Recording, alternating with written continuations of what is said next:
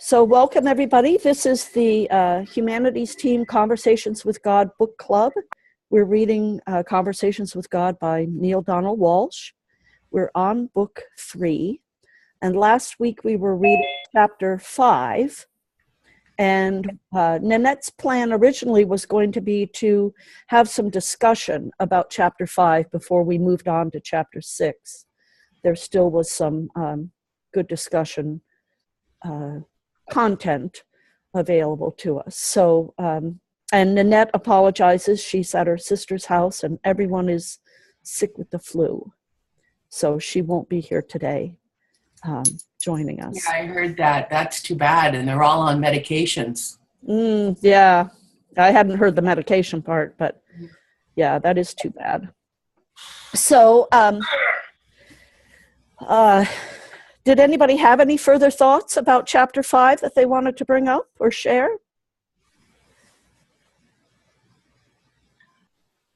I was in Kelowna last week, so I missed the call. Oh. Having a mini vacation. Oh, well, good for you. Kelowna, I that's know. pretty exciting. I know in 3 weeks I'm going to Vancouver for 4 days for another mini vacation.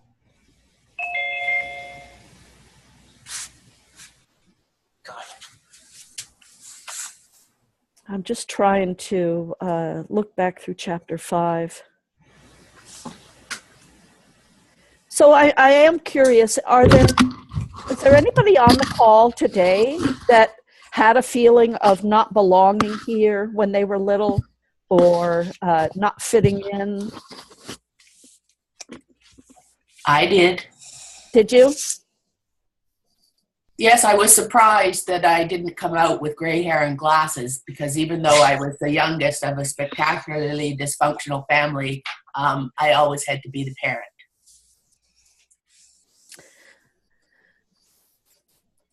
And so did you have a sense of being from another realm?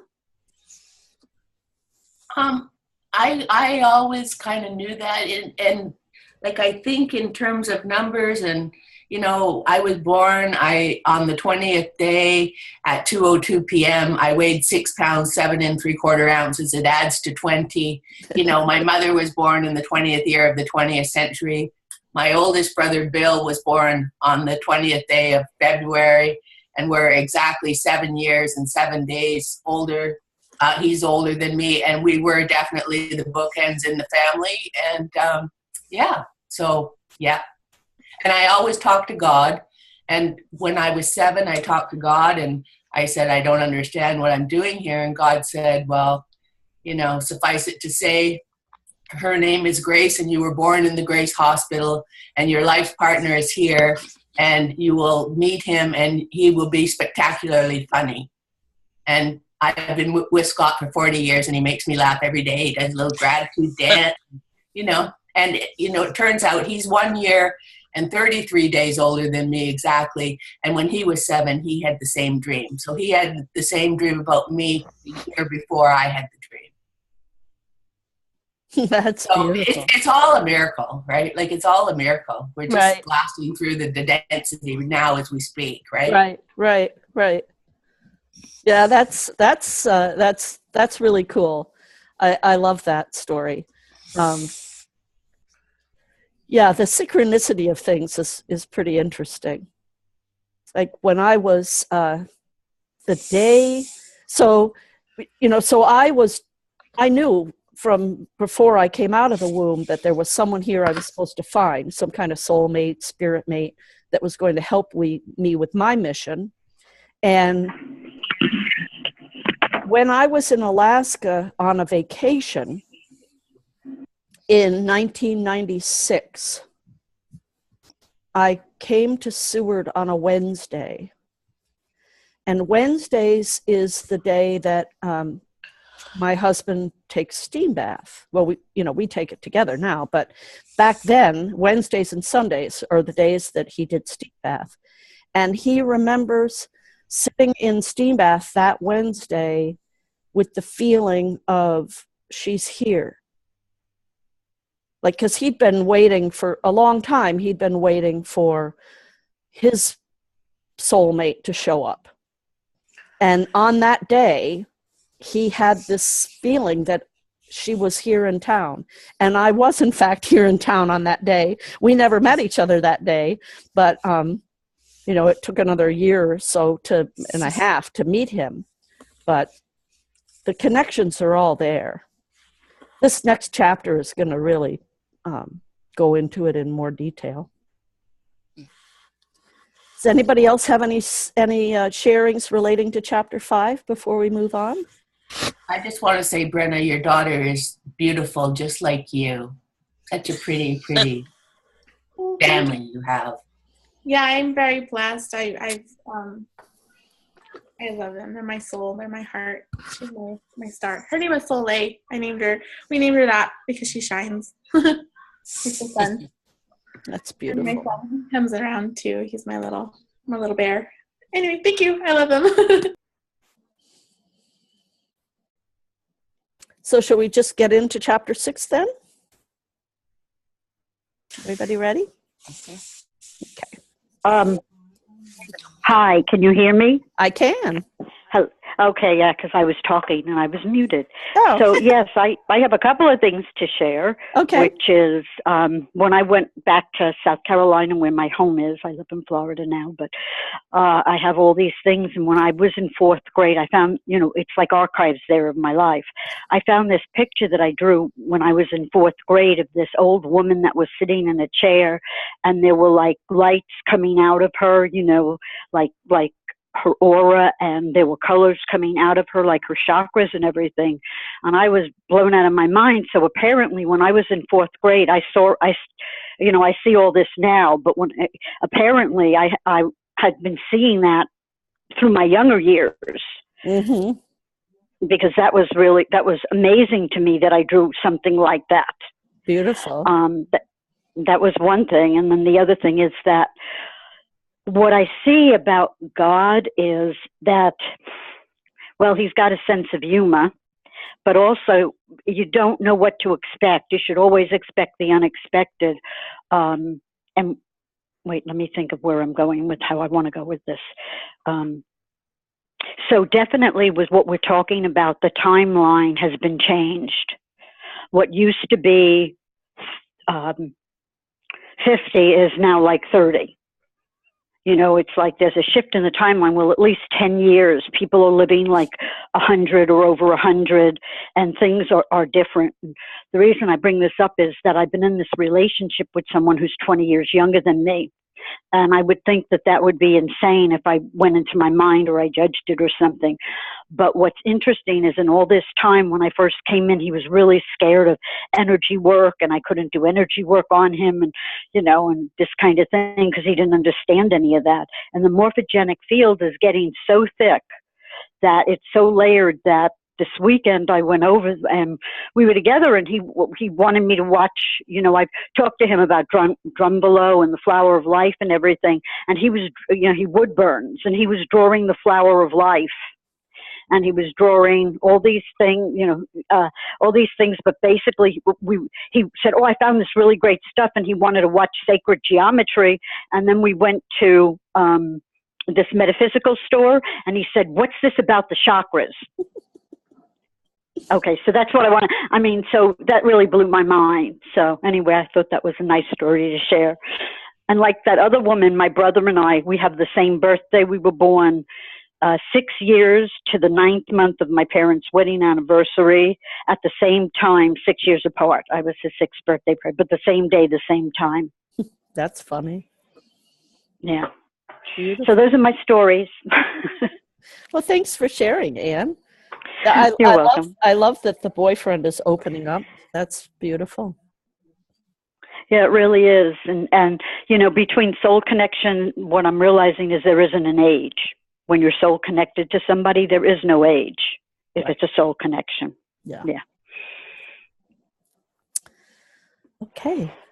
You know, I can also mute you if it's easier, but you can unmute yourself when you want to talk.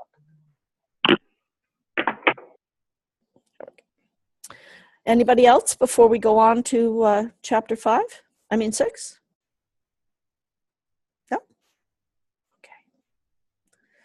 Okay, so remember, I can't see you when I'm reading. So if you want me to stop, give a holler and have me stop. Chapter 6, Conversations with God, Book 3. This is Neil talking. I'd like to change the subject now, if I could, and talk about Earth changes. But before I do, I'd like to just make an observation. It seems as though there are a lot of things being said here more than once. I sometimes feel like I'm hearing the same things over and over again. Well, that's good, because you are. As I said earlier, this is by design. This message is like a spring. When it's coiled, it circles back onto itself. One circle covers the other, and it seems to be literally going around in circles. Only when the spring is uncoiled will you see that it stretches out in a spiral farther than you could have ever imagined. Yes, you are right. Much of what is being said has been said a number of times in different ways, sometimes in the same way. Yeah, that observation is correct. When you're finished with this message, you should be able to repeat its essential points virtually verbatim. The day may come when you wish to do so. Okay, fair enough. Now, moving forward, a bunch of people seem to think that I have a direct line to God, and they want to know, is our planet doomed? I know I've asked this before, but now I'd really like a direct answer. Will the Earth changes occur as so many are predicting? And if not, what are all those psychics seeing? A made-up version or vision? Should we be praying? Changing? Is there anything we can do, or is it all sadly hopeless? I'll be happy to address those questions, but we will not be moving forward. We won't? No, because these answers have already been given you in my previous explanations of time. You mean the part about everything that's ever going to happen has already happened? Yes. But what is the everything that's already happened? How did it happen? What happened? All of it happened, and all of it has already happened. Every possibility exists as fact, as completed events. I'm just pausing. I'm hearing background noise, but I don't know where it's coming from. Okay.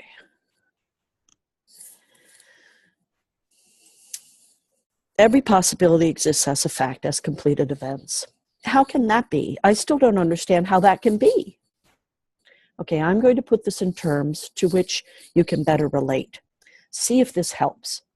Have you ever watched children use a Cd-Rom to play a computerized video game?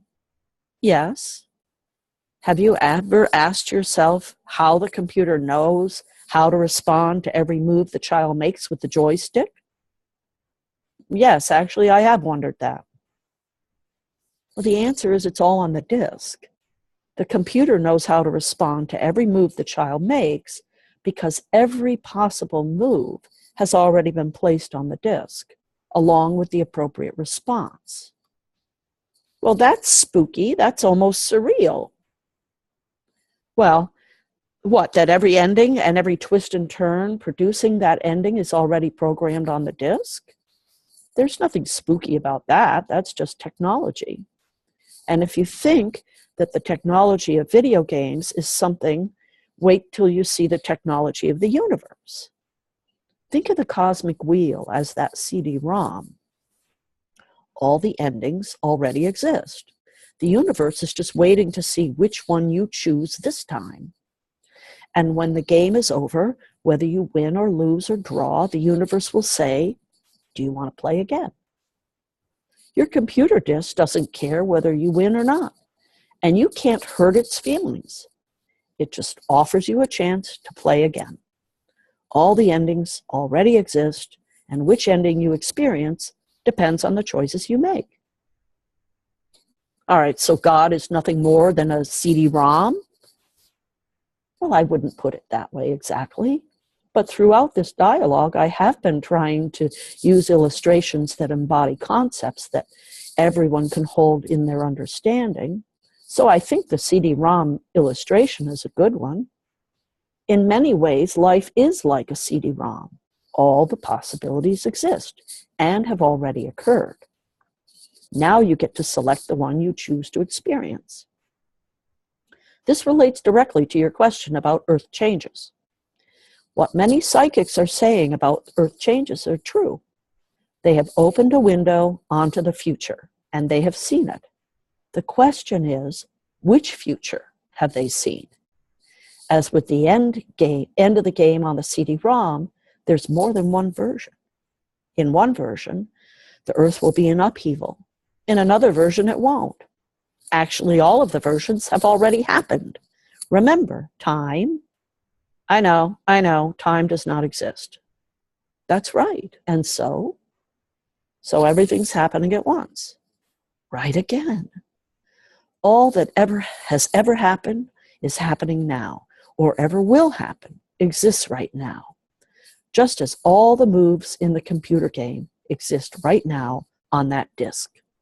So if you think it would be interesting for the doomsday predictions of the psychics to come true, focus all your attention on that, and you will draw that to yourself.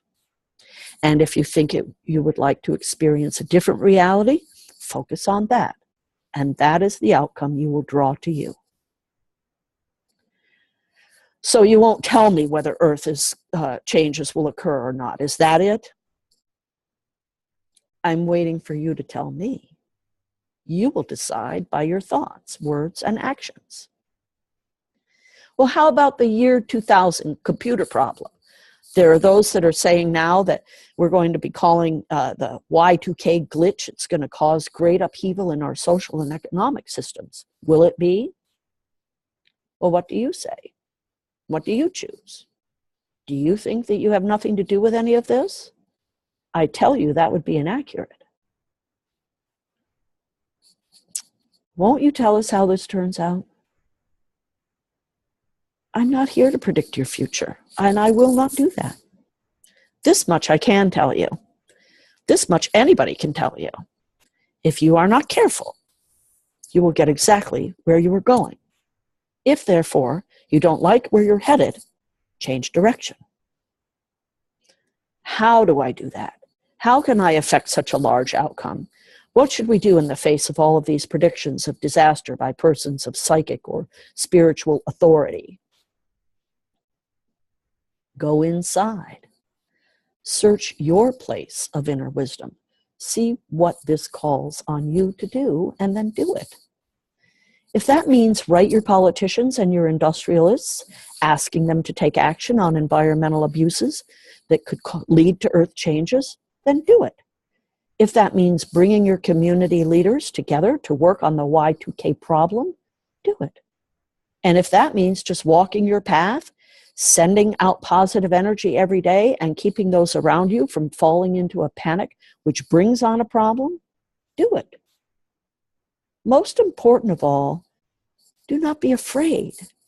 You cannot die in any event, so there's nothing to be afraid of. Be aware of the process of unfolding and quietly know that everything is going to be okay with you. Seek to get in touch with the perfection of all things. Know that you will be exactly where you have to be in order to experience exactly what you choose as you go about creating who you really are. This is the way to peace. In all things, see the perfection. And finally, don't try to get out of anything. What you resist persists. I told you that in the first book, and it's true. People who are sad about what they see in the future or what they've been told about the future are failing to stay in perfection. Any other advice? Celebrate. Celebrate life. Celebrate self. Celebrate the predictions. Celebrate God. Celebrate. Play the game. Bring joy to the moment, whatever the moment seems to bring, because joy is who you are and who you will always be. God cannot create anything imperfect. If you think God can create anything imperfect, you know nothing of God. So celebrate. Celebrate the perfection. Smile and celebrate and see only the perfection. And that which others call the imperfection will not touch you in any way which is imperfect for you. You mean I can avoid the earth shifting on its axis, or being smashed by a meteor, or crumpled by earthquakes, or being caught in confusing and hysterical aftermath of Y2K? You can definitely avoid being affected negatively by any of that. That isn't what I asked you, but that is what I've answered. Face the future fearlessly, understanding the process and seeing the perfection of it all. That peace, that serenity, that calmness will lead you away from most of the experiences and outcomes others would call negative.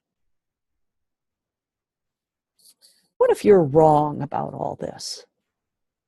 What if you're not God at all and just the overworkings of my fertile imagination? Back to that question, eh? Well, what if? So what? Can you think of a better way to live? All I'm saying here is to stay calm, stay peaceful, stay serene in the face of these dire predictions of planet-wide calamity, and you will have the best outcome possible. Even if I'm not God and I'm just you making it all up, can you get any better advice? No, I think not. So, as usual, it makes no difference whether I'm God or not. With this, as with the information in all 3 books, just live the wisdom. Or if you can think of a better way to proceed, do that. Look, even if it really is just Neale Donald Walsch doing the talking in all 3 books, you could hardly find better advice to follow on any of the subjects covered.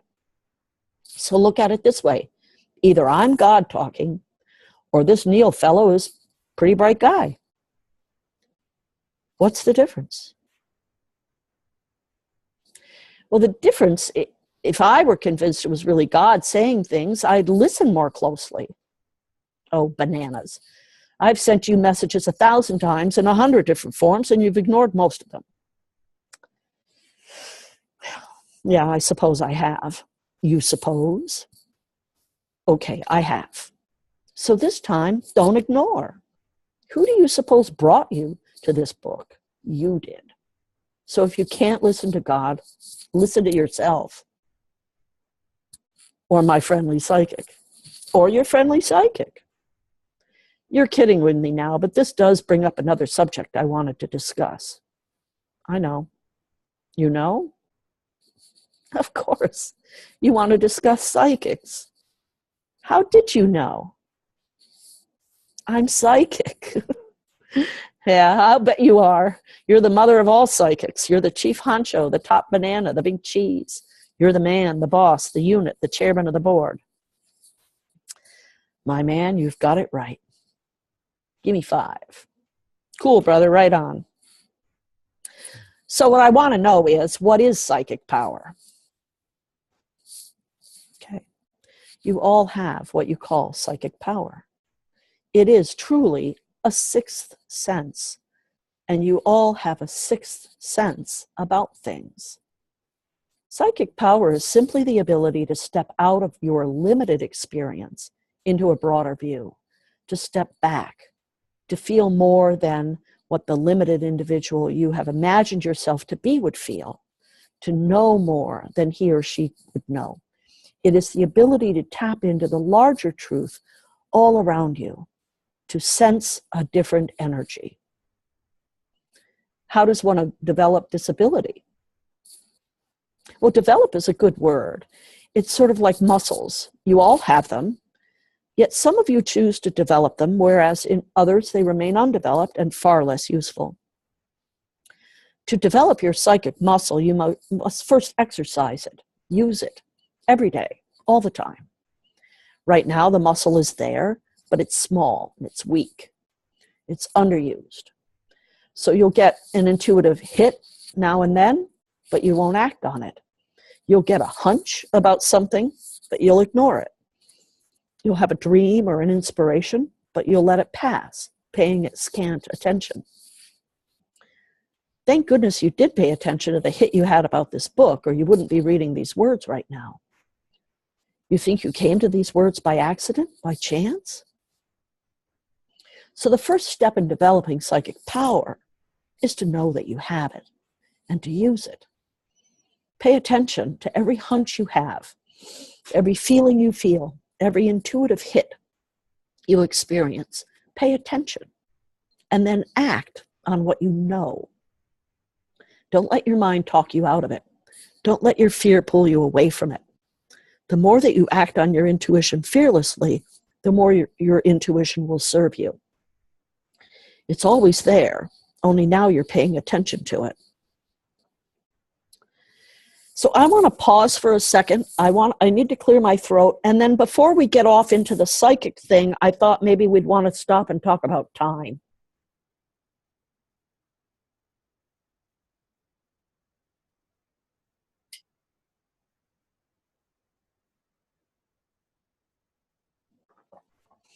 Does anybody have any thoughts on this whole issue of time? Or have we covered it all in the other chapters? I like what Eckhart Tolle says about time. Use it for practical purposes only in this realm, right? If it doesn't really exist, but, you know, we're in an illusion here, so use it for practical purposes. Right, right. I remember the first time that I heard this concept. It was the early 1990s. I don't even think these books were out. And I was listening, I was in outside sales, and so I spent a lot of time driving around in the car. I lived in Michigan at the time. And so I had a lot of cassette tape sets, Deepak Chopra, Stephen Covey, you know, a whole bunch of those productivity and kinds of tapes. And I had this series by Deepak Chopra. I mean, I can remember specifically exactly where I was in the car when he said this, but he made the comment, there's no such thing as time.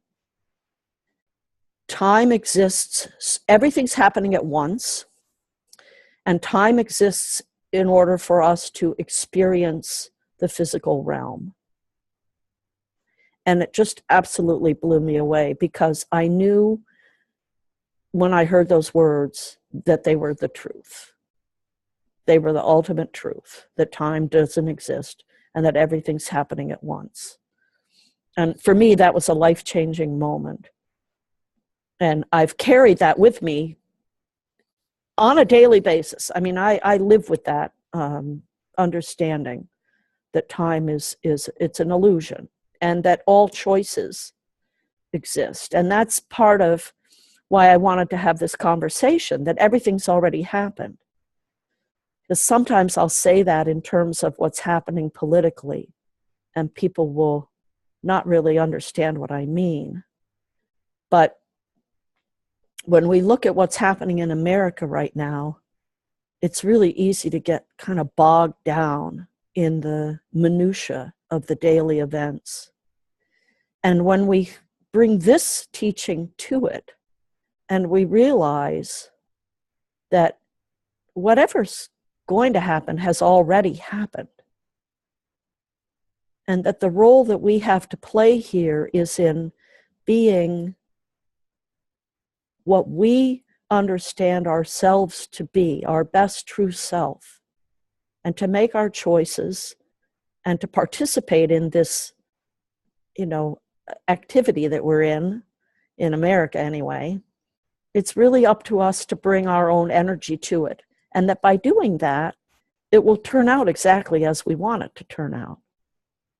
Does that make sense to people? Yes, but it's not only in the U.S. It's, you know, what's happening in the United States. it affects the whole world, and we're all with you. And watching this, what really is quite a divine comedy if you watch Saturday Night Live. And I what did I see last night? Anyway, it's like, the administration in the United States now, in the whole blessed history of the United States, there has never been an administration that's fallen so far so fast in terms of their approval rating. So who knows, but you can't take it personally. It really is. I think this is all going to be made into a blockbuster, biggest hit movie ever. And I hope that Alec Baldwin gets to play Donald Trump. No, you're right. I appreciate you broadening it, because it's actually the entire planet is going through what we're going through, and other countries even are experiencing this split between the very conservative and the very liberal, and there's lots of corruption in other governments. I mean, we're seeing it all around, but what's so beautiful about it is that it's shining a light. And it's kind of funny, the saying "Make America Great Again." He stole those words from Ronald Reagan, actually, and as his wife took Michelle's speech and made it her own. You've got to find the humor in all of that, right? Right. But at the same time, if you're looking at it through one lens, it looks like, in the first 100 days or whatever it's been, we're only on, I think, day 66 or 67. We're not even 100 days in. It looks like, through one lens, it looks like a complete and utter disaster. And yet, when you look through another lens and you realize that there are more people right now that know who their senators and representatives are, they know what House district they live in. These are things that thousands, if not millions, of Americans didn't know. They did not know this in October. If you ask someone, what House district are you in, they probably didn't know it. And yet now there are millions of people that could answer the question. So we're making America great again, but we're doing it ourselves. It isn't coming down from the top. It's happening from the bottom, coming up. That's right, because there's a sacredness to every single particle and wave of life. And, I'm working with Barbara Fields, and we did the conscious business thing for the season for nonviolence that isn't happening. But, I wrote to her, and, I truly believe that what is happening right now is the last big pushback of the old paradigm before it crumbles. And then out of those ashes, the new earth will be born that, sees the sacredness in all of life, right? The amount of denial and cruelty that we've exposed this amazingly beautiful, diverse planet to is mind-boggling, really. And, she's at her breaking point now, and we have to start respecting and loving her back to vibrant health. Yeah. And, specifically what happened on Friday is so beautiful because, Friday was a new moon. And so here we have this political environment where all three branches, the House, the Senate, and the White House are all ruled by Republicans. And this was a Republican bill, and yet they could not pass it. And they've had, practically 8 years now to come up with a better plan. I mean, and how egotistical of them.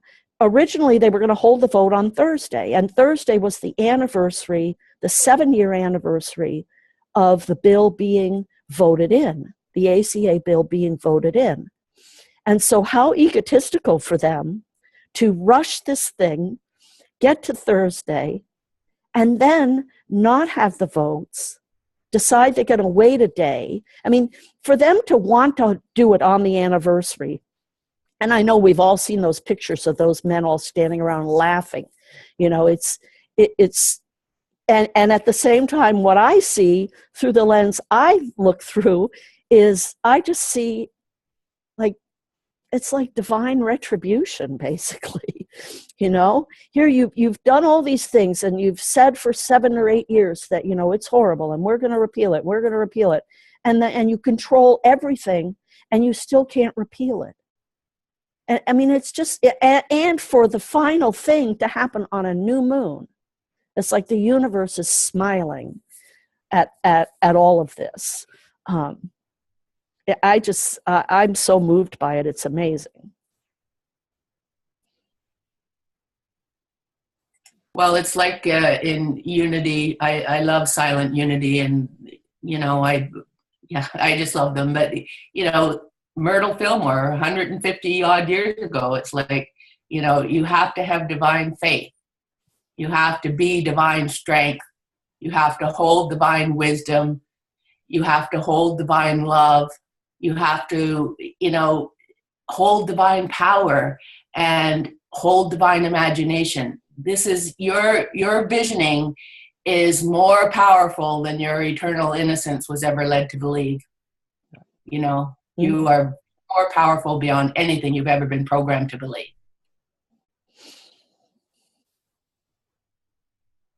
But I think what's happening right now is the masses of us are just coming together and saying, like, no, we are powerful.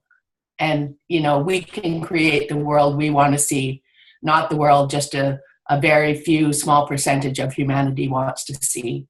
And, you know, the new world wants more balance between the divine masculine and the divine feminine. It wants that, right? And that's the way the earth is going to thrive, is when we achieve that balance. You know, we have to love those parts within ourselves, and just love ourselves free of all the conditions. Yeah, well, the other thing I think that's happening is we're and I've said this in my entire life, and I've never really understood how it was going to manifest, and now I actually see it starting to manifest, and that is that we're creative beings. You know, and if you've ever read the Sarah books by Esther and Jerry Hicks, kids books, but in the third book, this wise owl, they're talking about creation and our creative ability as beings. And this wise owl says to one of the children, it's as easy to create a button or a castle as it is a button. It's as easy to create a castle as it is a button. And we're in this process now, part of it, and it's not at the forefront because the other things are taking attention, but the underlying thing that's happening here is a shift from being competitors and competitive beings to being creative beings. There is no need for competition, and competition does not exist in nature. It's a human, man-made creation. And when we get back in touch with our creative divinity, we move into being creative beings. And that's when we're really in our power and using our power. And that's where historically in the past, in other time slices on the spiral, we've abused our power. So we've moved into our power as witches. We moved into our power. We understood our power. And then at least one of us used our powers inappropriately, not for the good of the whole. And that's where the catch-22 is. If you're not in your power for the good of the whole, then you're not in alignment with divinity. If that made any sense, I don't know. Makes sense. So that's one of the, we're coming to that. It's like Uber and Lyft and Airbnb. They're the beginnings of this shift. They're just the beginnings. They're like the scratching of the surface, because ultimately commerce is not going to be what it is now. When we get through this transition, however long it takes, everything changes.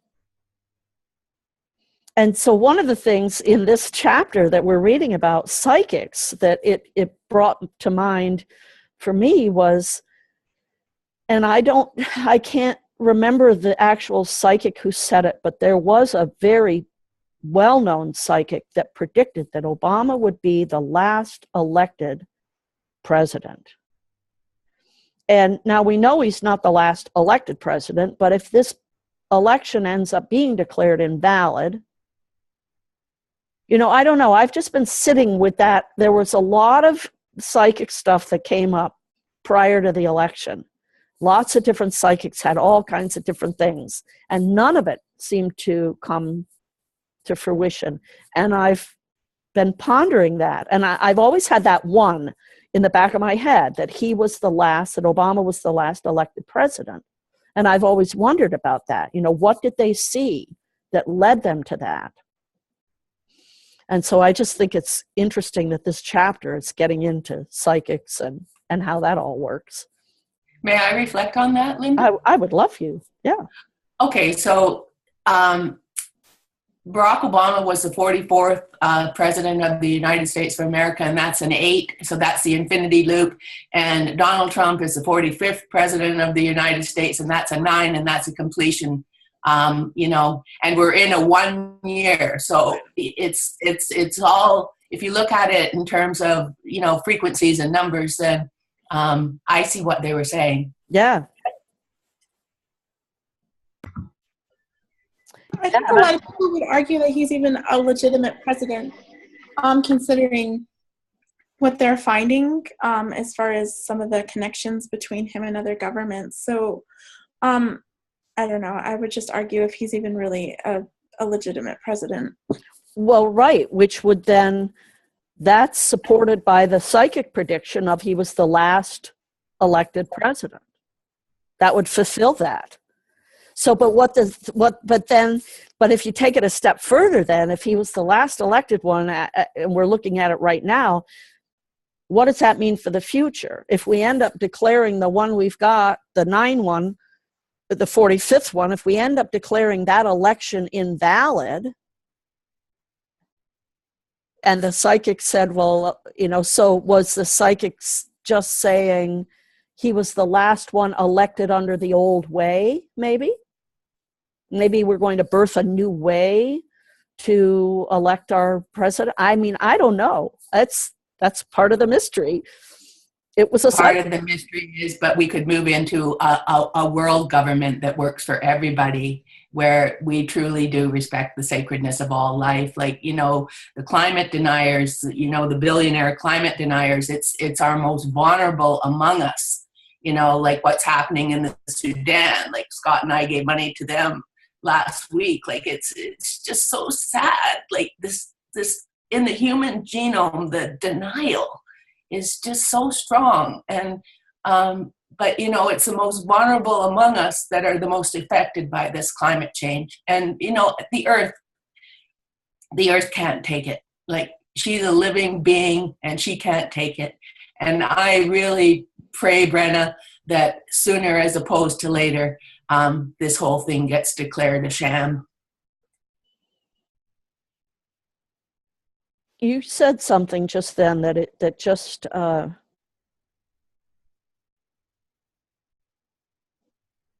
it just went into me and hit something that told me it's true. And that was when you said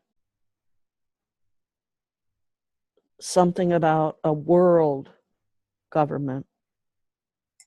Right. And I remember Gary Johnson years and years and years ago talking about a world economy. And I'm sorry, Linda. I just have to cut you off for a second, and I'm so sorry to do that. But just Gary Johnson's from where I'm from, and he was governor when I was a child, and I really wish he has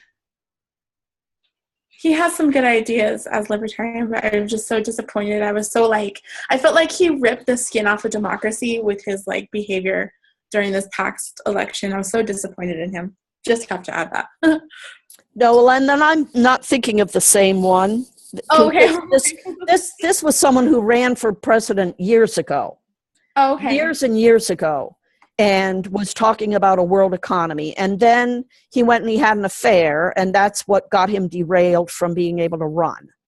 No, and the one that was running this time, is yeah, he had some good ideas, but he was definitely not presidential material. But Christine, when you said that, I think that is, because I've been gifted this structure of We Love Us, and I've been told that ultimately it becomes a worldwide structure for, I don't know, I wouldn't say governance, but some kind of worldwide structure. And it's based on respect. And right, exactly. And love. Everything is sacred. Everything you see is sacred. Yeah. Every breath you take is sacred. Right. And so what we're living through as a people is the awakening of the people. And so one of the things that I came to this last week is, in terms of discussing politics and how do we move forward and how do we, bridge the divide between everybody, I realized that by shifting the focus because the focus tends to be on the parts of the progressives and on the parts of the Democrats, it tends, and even on the other side, when we get into these conversations about trying to move forward, we get into this, you're wrong, you don't know what you're talking about, you don't know what you're talking about. And I realized that if instead we were to approach it from a heart-based, I want to be understood, and I want to be seen, and I want to understand you, and I want to see you, and not make it about the actual issues, but actually move it into the heart and make it about how are we feeling, and are we being seen and heard. I think that's how we're going to pave the way forward.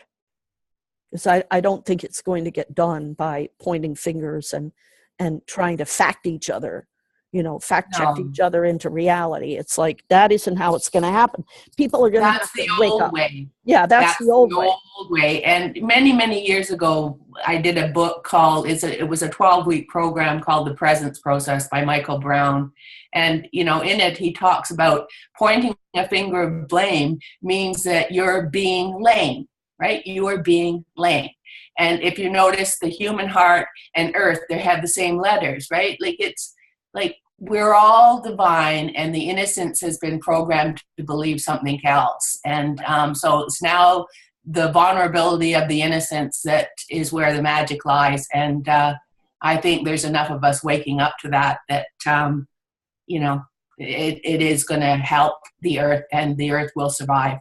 But, there are consequences to, what we've done to the earth, and the climate change is, there are consequences to, being so abusive.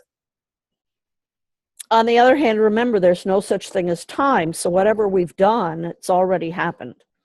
And the response to whatever we've done has already happened also. Well, that's a good reminder. Thank you. Because sometimes I get feeling hopeless when, there's bills being passed in the United States where you can go in and kill mothers and their cubs while they're hibernating, the bears, and then, Norway, and they're whaling and killing 95% of, this is horrendous. The disrespect for the divine feminine is just horrendous. And there are consequences to that, whether it's been happening in and out of time or whatever realm you live in. There will be consequences to that. And the it's not like a cheat of karma or like a cheat of consequences, but I read in David R. Hawkins' book that like good deeds and prayer and not supplication, I'm thinking of something else, but like when you like counter the negative with something that is from the other realm, you can mitigate those like negative things that have happened or that have been called into the like present. So like, but we're like in emergency mode, and I hope people like really like take the time to like whatever realm they're living in to really realize like the state of humanity and what we've done to our earth, because it is kind of like we're I think the scientists, if you believe in science or not, like they've given us a pretty generous outlook of like when we're going to reach the point of no return. So I do know that there's no such thing as time, but I also know that there are consequences. You can't escape them. But as Neil and God says, there's perfection. There are consequences to actions, right? And, you know, it really is, we've been programmed from the get-go to believe that we're separate and apart and different, and we are not. We are, you know, on the belly of this beautiful, beautiful, magnificent planet, and humanity has not respected this planet.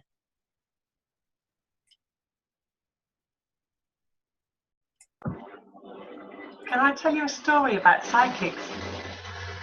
Yes, please do. It's kind of relevant. My friend is a psychic, and she moved to Scotland at the same time as I did. And she was invited to a local Christian church. They didn't know she was psychic. And they were very friendly, and she found a great welcome there. So she had another psychic friend, and she said, "Come to this church with me. They're really friendly." And so the two psychics were sitting in the church, and the vicar that day preached a sermon about how terrible it was to be psychic. Jesus forbid it, and it was the worst thing possible. And at the end of the service, they were just sitting waiting to go out. And my friend said to her new friend, "I'm really sorry, I shouldn't have brought you here. I didn't think he was going to talk about that."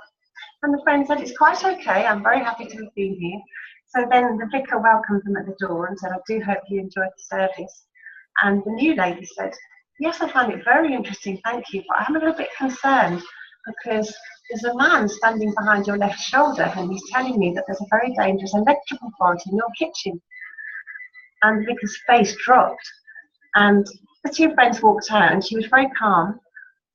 And a bit later that evening, the vicar's wife emailed my friend, and she said, "Do you know what? I'm so glad you told us that.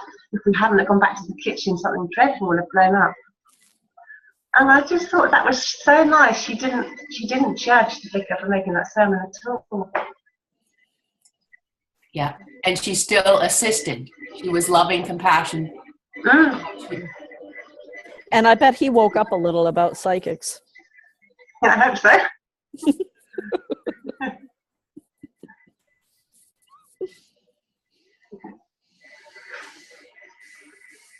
Is anybody here psychic? I am. I just get these sense of knowings, and you know, and Scott says, how do you do that? And I said, it just comes into my field. I don't get visions or anything. It's just a feeling, and then I know what it is. Anybody else?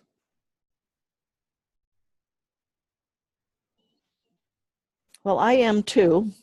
In fact, last week I had a little thing where I took, my dog has a growth on his lip, and it's getting big enough. It was removed, we had him removed 3 years ago, and it's getting big enough where it's starting to push his lip out again.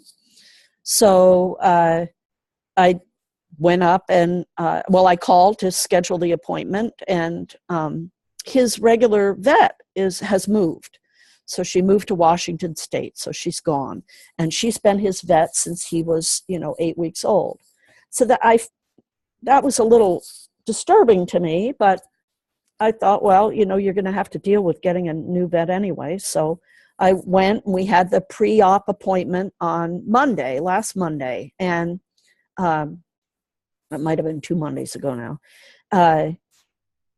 And when the vet walked in the room, he got off my lap and went over and went to that vet. And my dog is very friendly, but very shy. And so that I thought, well, that's a really good sign. He really likes her. And he did really like her. But then when we were talking about the surgery the next day, come to find out she was off that day and she wasn't the one who was going to do it. And all along, I mean, ever since I knew that the vet was gone, I'd sort of had a not very good feeling. And so I muscle tested, and the question I used to muscle test was, is everything going to be okay? And I got a real strong yes. So I thought, all right, well. So the following morning, I took him in, dropped him off at 7 a.m. And at 8 o'clock, they're on the phone with me. The first problem was that his liver enzymes were off. And so the vet that was going to do the surgery and I are having this discussion, and we decide it's okay. And then an hour later, she calls me back again, and she says, well, I hate to keep bugging you, but now he's got a great big hematoma. We gave him his shot to, help get him to go to sleep. And now he's got a huge hematoma on his side. And I just said, that's it. She was nervous enough. She didn't want to do it. And so that was that hunch. I mean, I actually knew even when I was scheduling the thing, I was not feeling right. But at the same time, I didn't know why I wasn't feeling right. And I just trusted that I would be led and that it would work out the way it should. And so it did. It worked out perfectly. He didn't get the surgery. And he was fine. And everything turned out fine. It's not the best example of being psychic, but my psychic ability has, for many years, it was really troubling because it was like, why do I know this? Why am I being shown these things? I see things that I don't understand why I'm shown them because I might not ever show up to them. But on the end, and often there isn't anything I can do about them. For example, I knew about 9/11. On 9/10, at about the time that the people in Boston were getting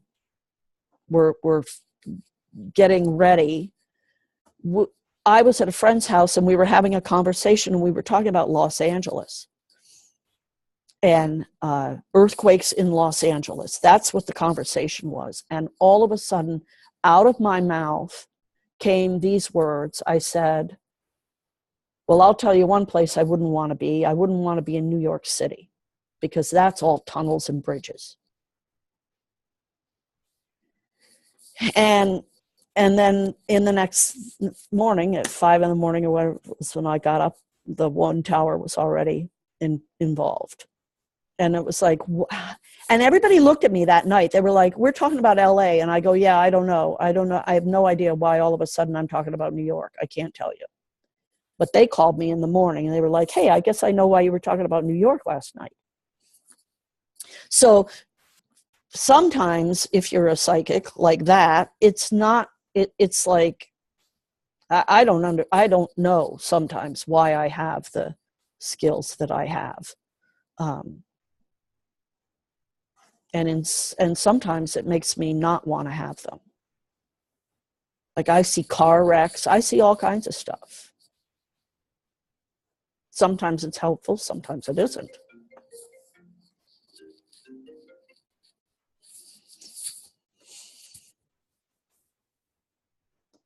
The life of a psychic. Well, it's like the book says, we're all psychic, every single one of us. And, the magic that we are, the magic that life is programmed out of us very early. And it's when we are able to stand in the strength of our vulnerability that, there's freedom there. Right. Yeah. Yeah. I don't think you have to be psychic to know that there's like supernatural things happening around us, like in all instances. I think the author I was talking about earlier said that heaven exists in every 10,000th of a second. So like every second that passes, we're experiencing like a small moment of like heaven. And I think when you meditate or slow down, you can like kind of tap into that place where we're all like aware of what is gonna come or come to be, or what is true for us from our own perspectives, or our own little slice of heaven which we share in that moment. I agree. Yeah. Exactly it. But you know, that again, it's a matter of the programming of the innocence, right? You know, it's just, yeah. There's so many people in this world that don't believe they're good enough or that they're worthy. Right, which is really that's where it has to start. Self-love is where it has to start. Yep. And for some who've been so severely programmed for like who knows how long, that is a real act of courage. And I applaud everyone that stands up and does that. Yeah. Yeah. I agree, Christine. Well, it's 11:03. Do we have any other comments before we wrap up?